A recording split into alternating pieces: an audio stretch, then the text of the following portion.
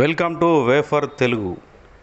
నేటి బంగారం ధరలు ఆల్ టైమ్ రికార్డు ధరలు నేడు మార్కెట్లో ఉన్నాయి. అవి ఎలా ఉన్నాయో ఒకసారి చూద్దాం. శ్రావణ శుక్రవారం వరలక్ష్మి వ్రతాల వేళ బంగారం ధరలు ఆల్ టైమ్ రికార్డు సృష్టించాయి. వరుసగా 5వ రోజు బంగారం ధరలు పెరిగి షాకిచ్చాయి.